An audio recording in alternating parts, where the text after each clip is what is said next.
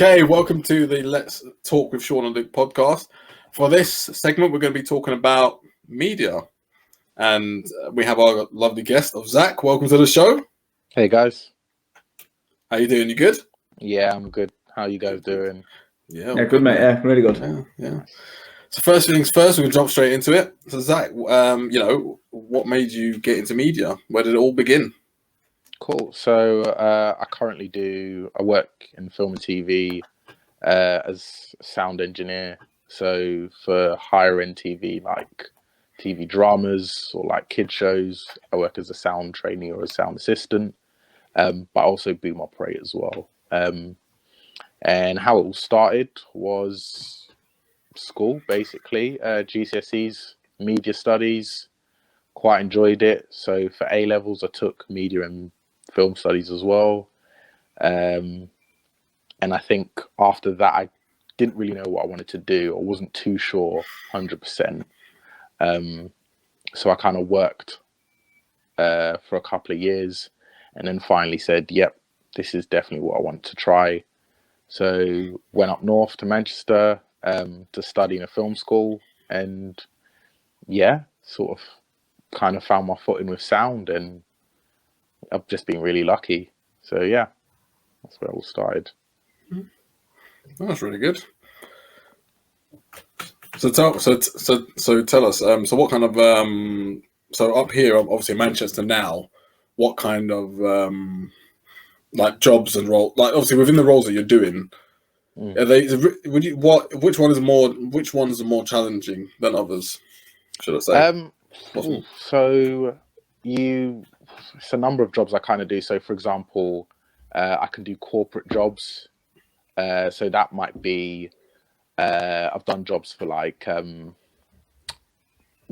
Uni of Manchester. So it's just like a factual people talking to camera, and that can be quite simple. And then you can do something like a commercial, which is very fast paced, a short film, which can be quite challenging. And then when you go into like higher end TV stuff, that's when it's like the pressure's on. The more money is involved, the harder it is. The harder it can be, yeah. But you can get smaller stuff that can be really complicated depending where you're filming, especially from a sound point of view. Yeah. So what does your job entail then? So if I'm as a trainee, my main job is to sort of support the sound mixer, who's recording, and then the boom operator who's actually in control of where the mics go. And I know you've probably seen like behind the scene footage of like someone holding like a really long pole. The pole, yeah. Yeah, that's the boom operator. So as a trainee, yeah, I'm there to support. So it could be running cables, it could be stopping things which are making noise on set. But then when you're doing sort of jobs by yourself, so if you're doing like a corporate thing or you're doing like a short film where it's only just you as a sound team, that's all of you, all of those jobs, that's all on you really. So it can be quite tough when you're by yourself. But that's why hopefully like with those smaller jobs, they kind of make it as simple as possible, because if it is quite challenging, then you'll need to bring someone else in. Do you like learn on the job, like with all the stuff that you're doing, or? Yeah, like I think it's a case with when you're working in film and TV, you're always going to be learning. And I think even like the big guys who have made it, who are doing like your big budget feature length films, they're going to be learning because the equipment we use and it's always evolving and there's new stuff coming out. So everyone's still learning new things, and there's always new techniques you might find to make things easier. And I think the good thing is that, especially with social media and things like YouTube, people post stuff and say, "Oh, this is like a neat trick that I've been using," and you might take that and go, "Okay, cool, we'll try that on the next job we're on." So yeah, there's a lot of learning, and I think being a trainee with like people who are really experienced, like they've got like 20 years experience, you learn a lot. And I've been working under people who've done like some really big stuff. So it's really good. So you're a trainee at the moment? I'm currently, the current job that I'm on, I'm an assistant, so I've kind of moved up a little bit. So how did that work? Because I'm completely like unaware of how it works. So is it like you're with a company and then you're training and you work up the company, or is it like you're more of a freelance where you just keep moving different jobs? like, yeah. It's I'd say probably 90 to 95% of people in the film industry are freelance. Yeah. Like BBC, they mostly hire freelance people. And then if you're on set, I'd say the majority of everyone is like freelance. It's probably just like your higher ups, your execs, who probably aren't. And so it's from my point, it's you kind quite of work competitive. Around. I was just going to say, sorry to cut you. Is it quite competitive then, because a lot of people are freelance? Would you say?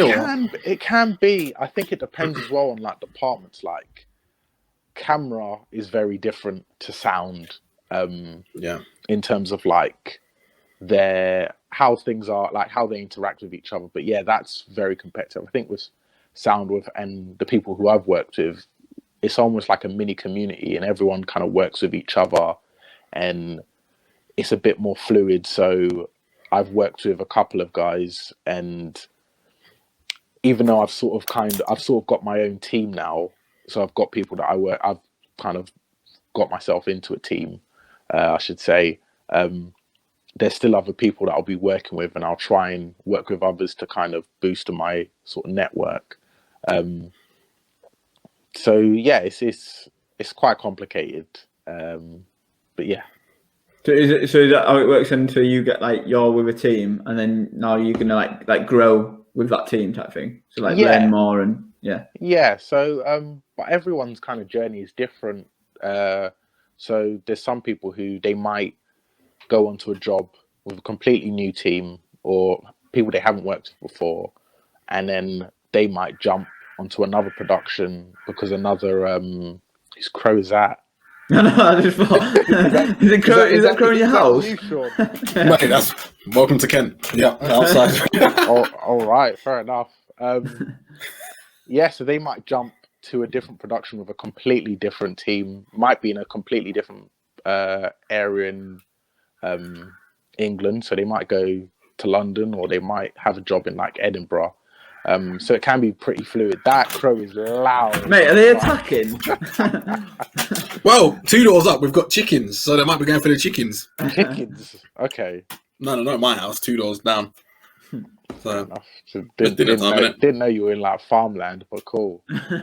Well, you know, it's not Romford though, is it? But yeah, go on. Don't even. Yeah. Everyone's that girl, mate. Yeah, no, I was just saying, like, it's kind of, I think the freelance thing, you don't know where you're going to be. And some things can pop up really last minute. So about 2 months ago, I did a couple of days on like a Netflix thing and then got called to cover someone about some podcasts. So I was doing that. And then another day I got asked about a commercial. And so I went down to London to do that. So it can be really, you can be anywhere almost. It must be quite expensive having to just go from one place to the next, sometimes last minute, but unless they reimburse you.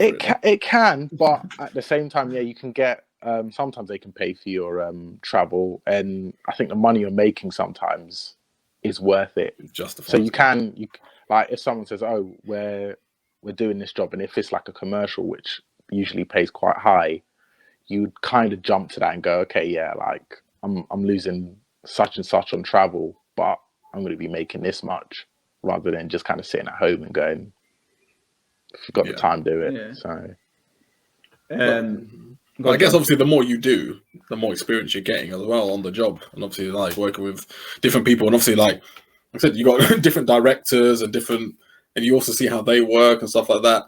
So that being said, you know, like with the directors, you know, what are they like as well? The directors, I assume they're in very high command and control of the whole situation and how they want things. So yeah, I think do you know what? Everyone like who I've worked with, everyone's got different experiences. Like I've mostly had really good experiences with people, even if it is people who've been doing like loads of big stuff. Like even cast members, they've been really nice as well. But there are some people who haven't had good experiences, and obviously I'm not going to like name drop like people who have kind of recently been in the news, but like I know people who've worked with them and they've said things and they've been like, yeah, it wasn't like a nice experience being with them. So you can understand that. I think I've only really probably had one sort of bad experience with like, weirdly enough, it was a director, but that was like a low budget project. I think if it was a higher project, like a higher and higher end project, I think they would have got found out. And with everything that's going on with the media and Me Too and like Black Lives Matters, like I think they'd be called out so quickly, and I think the execs would probably be like, yeah, yeah. So yeah. Can you say what happened? I'm interested in what happened. What happened? What with me or this other person? No, like, well, both. I love about it. I mean, like, I'm not gonna disclose what happened with the other person because it's not my story. But I think with me, we did like a project a few years ago. The director kind of looked down on a few of us because I was still in uni at the time, and I think two of the other people who were getting sort of a bit looked down on, they just finished, and I think we got treated as if we didn't really know what we were doing, or we weren't being professional, and it was hard because that was like, for me, that was one of the first things I did where I was the head of my department. So it was a small sound team. It was only two of us. But I took it I took it upon myself to do the best job I could do. So we'd shoot, even if it was like a late shoot, and we'd finish at about like 10 or maybe 2 o'clock in the morning. I'd come back, I'd go through all of my files and back them up, rename them if they needed to be renamed, go to sleep, and then wake up and then do it again. And being on set, it's like the long hours. You can be working from like 10 to sometimes 13 or 14 hours a day. Yeah, I agree. So it's and I'm a supporter. Yeah. I know it's tough. Actually, this is a good question. Actually, because I was just going to ask you. So with like the projects on how much they cost roughly, would you say like doing movies would probably cost the most? Are they like the ones that cost like the most to produce, more than maybe adverts and TV series in your experience?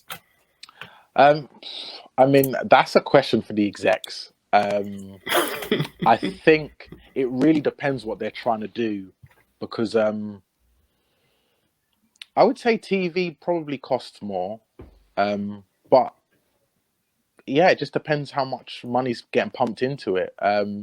If you're doing like something that has a lot of special effects, or I don't know, something like Fast and Furious, basically, that's going to cost more than maybe a romance film where it's just, there's not really much special effects. There's not a load of like special makeup or anything like that. Those are the things that start to rack up. And even when you're talking about stuff like period pieces, so stuff like Downton Abbey or something like that, when you're working with things like that, there's a lot of money going into like the costumes, the vehicles, or if they are working on like a studio and they have sets, that's a lot of money. The set design can be a lot. So it depends on what the project is. Yeah, no, that's true. No, it's true actually. Yeah. What are your hours like then? So you mentioned about like 13 hours and stuff. Is it just long days all the time? Long days all the time. So not this week. Last week I did a 6-day week. So worked from Monday to Saturday, 11 hours. I'm currently on a kids show, so the hours are less than probably something that didn't have kids, because obviously you've got to factor in the amount of hours they can work as well. So that's 11 hours, 6 days, and you can get tired. Can I just ask, is the TV series, is it a remake of the program Ka-Ching by any chance? No, it's not. It's oh, damn. I don't even know why 50-50. Oh, man. Ka-Ching. That actually used to be sick. I used to watch that. Oh, right. Tick, tock, don't stop. What is it? Can you tell us what it is on that? I'm not going to disclose at the moment, unfortunately. I love it. It's so professional. Not going to disclose. I know, I'm not. Fair play. I will say I'm working with someone pretty big, which is nice. Can you tell us who that is? Can you tell us anything? There must be something. I'm not. I'm gonna stay safe. Unfortunately. Okay, but what about if you can't, what about like previous things that you have worked on? Can you name any other like famous people or stuff like that you have worked with before? Or? Yeah. So I think the most recent famous person I've worked with was Jack Whitehall. So really? I did an eBay commercial, which was pretty good, because I got to work with a few of the crew that I'd worked with before, so that was really nice, and that was like my first commercial actually doing. So it was interesting. So yeah, that was that. Did you meet him? Did you like get to meet him and stuff? Or? Yeah, like we shot it in his like parents' house, so his whole family was there, and obviously I had like my whole kit, like, because it was just me, my whole sound kit's around me, and I've got like the boom, and you're like, please don't break anything. You're swinging this whole thing. But yeah, it was really nice, and I think most importantly, I'm proud of the work that I did. So yeah. Yeah, that's good. What is it like when you work with like people like that? Is it normally like you have quite a lot of interaction with them, or are you like sort of like standoffish and a little bit like just do your job and that's it, or are you like? Well, being in sound is an interesting one, because you kind of do have to be a people person, especially if you're micing up people. Like the worst thing you want to do is go up to someone and be like, "Oh, I need to mic you up," and you make it awkward, because it can be an awkward situation. So the best thing to do is just kind of talk to them, and not talk to them as in like, "Oh my gosh, I loved you in this project," or "Oh, like I watched this thing," and all the time. Like, just talk to them like they're normal people, because they are normal people. And yeah, like you'd be surprised how you get along with the people you work with, and sometimes it's like lasting friendships. So yeah. So is Jack Whitehall one of your friends now then? No, One of your BFFs? No. Can you not disclose that? No, I mean, like, obviously it was like a quick production, and it's very fast paced. So like, I think I was mainly focused on my work instead of trying to like force my way into like friendship circles. Just to let you know, the podcast is going to be called "I'm Best Friends with Jack Whitehall." Oh, don't do that, because clickbait that. No. Have you? I've got a question. Have you? You know, when you said that with the Jack Whitehall one, that you were like, "Oh, don't mess up, don't mess up." Have you ever messed up? I'm not gonna lie. You make mistakes all the time, and I think, if anything, the one thing that I learned, especially on my first production, like the first thing I sort of did in TV, is a kids show called So Awkward, and we were 13 weeks, and sometimes you make some errors because you're new, you're a trainee, and I think it was hard because it wasn't like the first thing I'd ever did in sound. Like at that point, I had recorded my own stuff, and I had done like jobs as a boom operator. So I kind of went in there thinking, yeah, okay, I kind of know what I could do. Like I think I know what I'm doing basically. But because of the level that they work at, and thankfully the guys that I was working under are really patient with me, but they were like, yeah, okay, this is actually how to boom operate. So I had to, something that I'd been doing for 2.5 years before, I basically relearned how to do it. But as a result, I came out of it and I've like greatly improved. So it's, I think, learning that you can make mistakes and actually embracing them, because if I didn't make those mistakes, I wouldn't have learned how to do it better. But yeah, like I haven't made like a stupid like broke equipment sort of mistake. The thing with booming as well is that sometimes you might obviously get into shot. That's something that, I won't lie, is really hard, because you're like, please don't get into shot, please don't get into shot. Even if you're doing like a really long take and your arms are starting to go a bit, you're like, please don't. But at the same time, if you do get into shot, it's not because you're not doing your job well, it's because you're actually making an effort. If I'd rather the boom got into shot a couple of times a day and know that I was like trying to push the limit to make sure I was getting the best sound, than playing it too safe and not getting good enough sound. So Is it quite tiring, like doing? It can be, yeah. We did I did a short film which was like the first thing after lockdown, so I hadn't boomed since I think January, and we were filming around the Cutty Sark, and my arms were tired. We did like a whole walk and talk thing. It was like a 10-minute scene, and I was like, please, just please, I don't deserve this. But it's sort of like, it's not mainly, a lot of people are asking, they're like, oh my gosh, like, do you have to be really strong to do that? And I'm not gonna lie, I've got really gangly arms. Like, there's no muscle there. There's no muscle there. It's like Shaun. Don't know what you're talking about,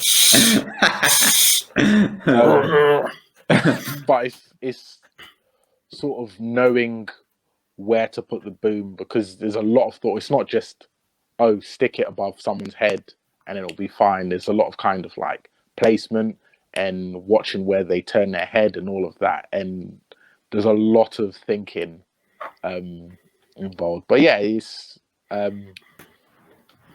if you are getting to the stage where you're like, my arms are starting to go, mentally you just have to be like, nah, just deal with it. Just deal with it. Just deal with it. So a lot of willpower there. Well, I was just going to ask, actually, you ever thought about maybe jumping in on the actual acting industry, you know, even if it's a supporting artist role, seeing as what they have to go through and yourself? Any other roles interest you? Okay, so weirdly enough, the first sort of low budget feature that I did, I was in the background a couple of times actually. And I actually what's this called, by the way? Just so that we can all check it out. It's called Night Shooters. Okay. And I did actually do a few stunts, which was sort of a funny story. So it was like the first day we got, like, the stunt team came in, and the armorer, so the guy who brings in like the prop weapons, came in, and everyone's kind of like umming and ahhing and going, oh, like playing around with stuff, you know, what it's supposed to do.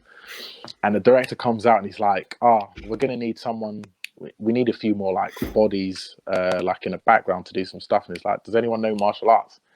And the guy who's recording, so I was boom operating, he turned to me, he was like, yeah, ZAK does. And I was just like, so yeah, I got drafted in it. So did a few things in that. And then since then, I think I had another cameo in one of his films again. And also recently I did a sort of TV pilot for a thing on BBC Three. It's called Snaps. And you can, I've got some really bad singing. So I've got like a cameo. We know you love to sing, ZAK. Oh mate, it's so weird. So we did it. They asked me because they were like, "Oh, we need like a voice offset or off camera," and I said, "Yeah, I'll volunteer. I'll do it." And so I went to like a little sort of like room at the side because we had like a set, and I had the script. So we call them like wild tracks, basically, if we're like recording stuff which isn't being like not with the camera, essentially. So did this wild track, and I did it a couple of times. The director gave me a few notes, and I was like, I'm just going to try something. So I did it, and there was a brief moment of silence, and then everyone started cracking up, and I was like, they're going to use this, aren't they? And yeah, they used it. So yeah. That was brilliant. So yeah, check it out. Wait, what were you singing? Was it September by any chance? No, it's not like I think it was just like they'd made up something for the script. I can't. You can't recite any of the lines. I cannot recite. So you're just gonna have to check it out. Would you do any of that in the future then? Any of that acting? Would you think about doing a little bit of that, or not for you? Or... No, I'm rolling back the years, isn't it? I'm being honest. Like I'm really bad with scripts. Like I read the scripts in pre-production because from a sound point of view, we need to know certain things, and it helps with like our planning. But I can't. I'm really bad with remembering lines, so I don't think I could do actual acting.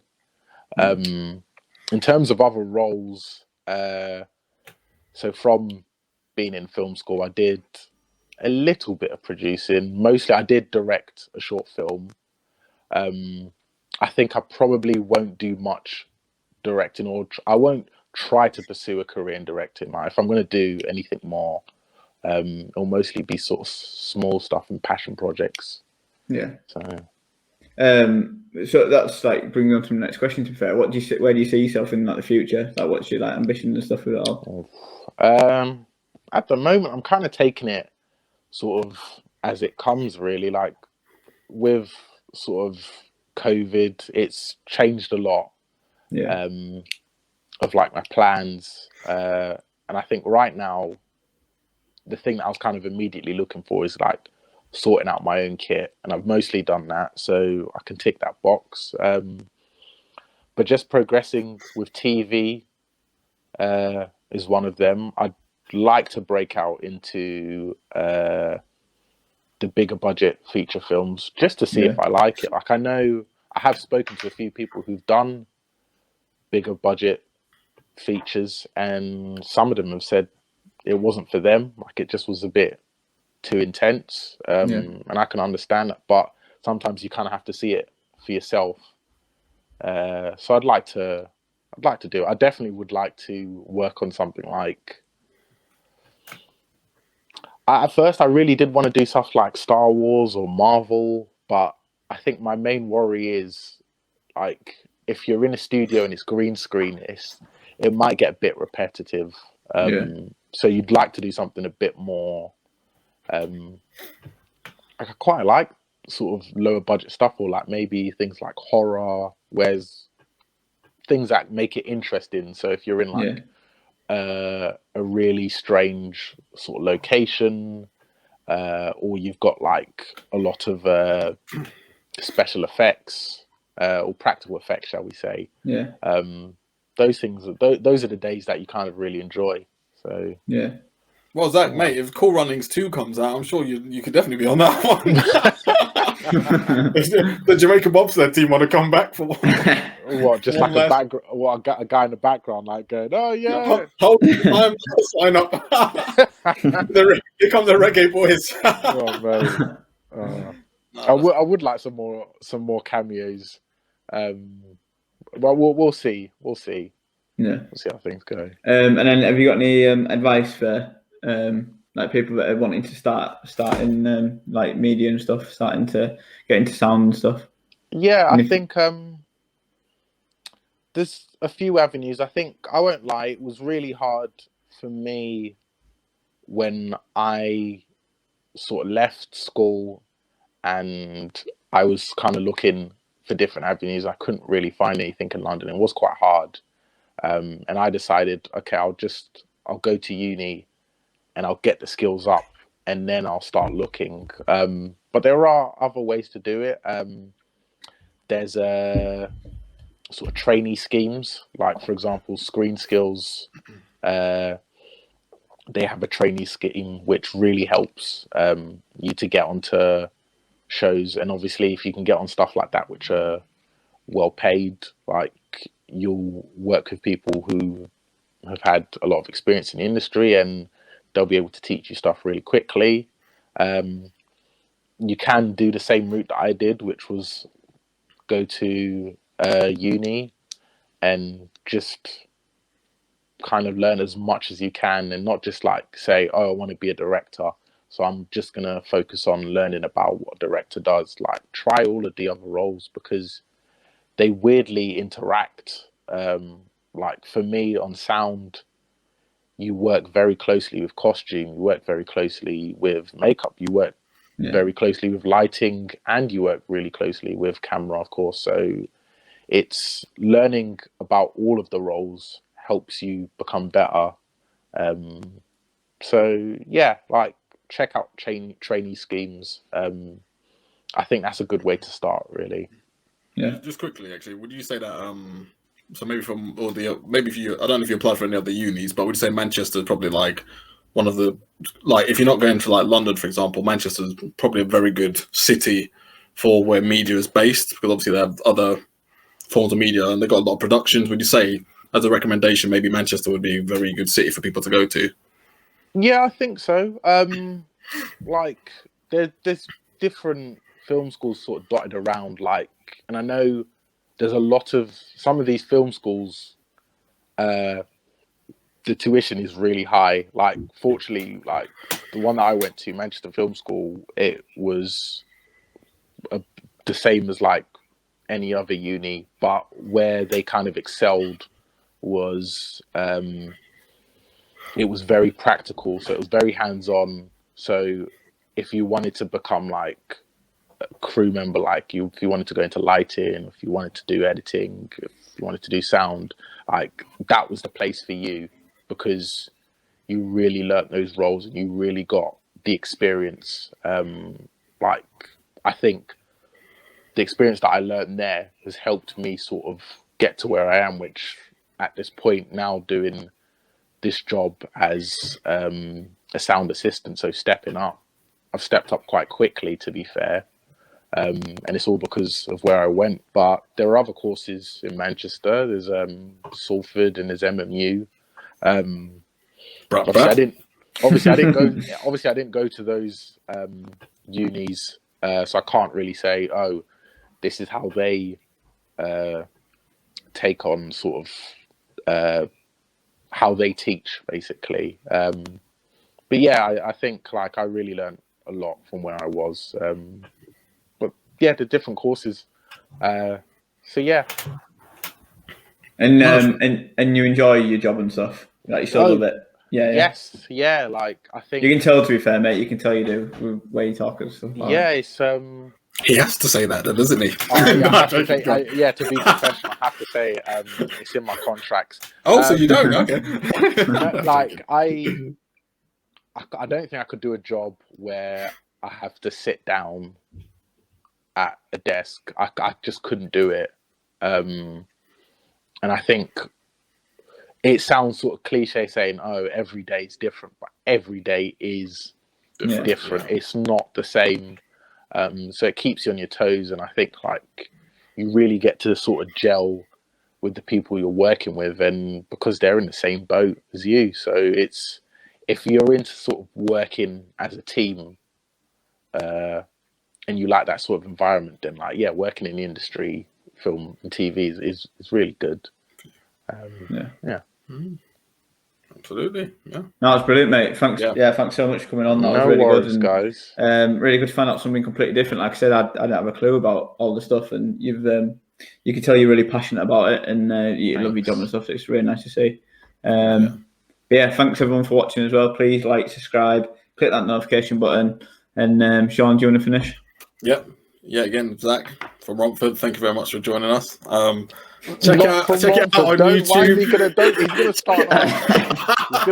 Check it out on check it out on Castbox, Instagram, and Facebook. And Let's Talk with Shaun and Luke. Also, actually, just before we go, Zach, do you yourself have a YouTube or Instagram page as well that you'd like to promote? Because I know you also do that too. Yeah. So I mean, there's not really much on my YouTube channel, to be fair. There's like, but if you look for like Project Black Star, there are going to be some projects coming in the new year, sort of later this year. I'm working with other directors to sort of promote some of their stuff and some events. But yeah, if you find me on Instagram, my Instagram is All Hell Black Star. Or you can find Project Black Star Media on Instagram. Then yeah, you'll see the lowdown basically. I'll put the link in the description as well, so people can click on that. And also, me and Luke will be waiting for the director's call. Awesome. Cool. Thank you very much for watching, everybody. Cheers. All right.